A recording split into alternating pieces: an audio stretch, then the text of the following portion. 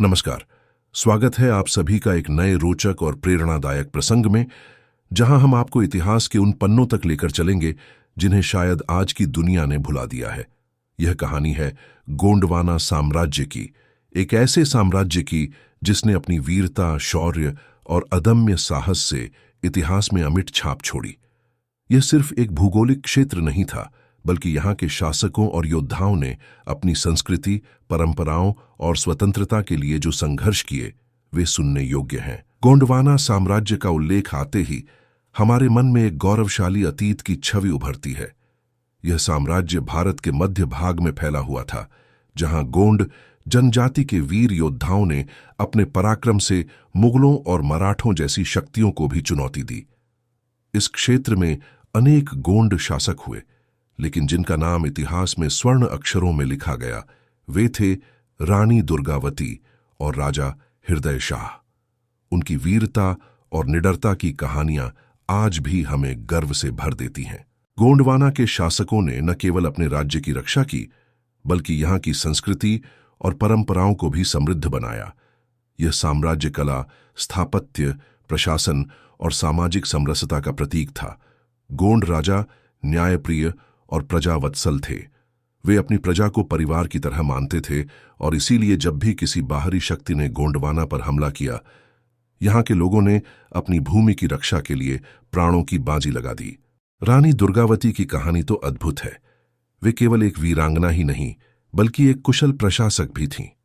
जब उनके पति राजा दलपत शाह का निधन हुआ, तब उन्होंने अपने नाबालिग पुत्र वीर नारायण की ओर से शासन संभाला।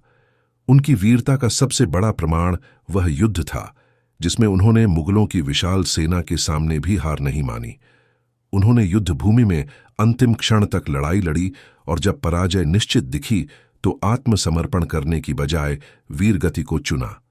यह केवल एक रानी की नहीं, बल्कि संपूर्ण गोंडवाना की आन बान और शान की कहानी है।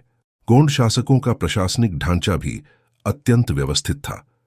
वे प्राकृतिक संसाधनों के कुशल उपयोग में निपुण थे। गोंडवाना क्षेत्र में जल प्रबंधन की अद्भुत व्यवस्था थी, जिससे कृषि और जनजीवन समृद्ध था। इस साम्राज्य के लोग अपने जंगलों, नदियों और पहाड़ों से गहरा लगाव रखते थे और प्रकृति के साथ संतुलन बनाकर जीवन जीते थे। समय के साथ गोंडवाना साम्राज्य पर मराठों और अंग्रेजों की नजरें टिकीं।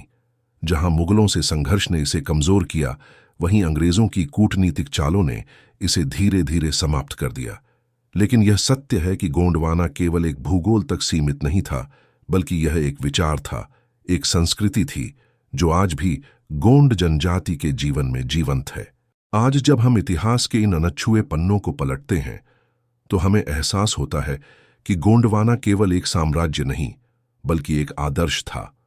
यहाँ के शासकों ने न केवल अपनी भूमि की रक्षा की, बल्कि अपने लोगों को संगठित करके स्वतंत्रता और स्वाभिमान की जो मशाल जलाई, वह कभी बुझने वाली नहीं है।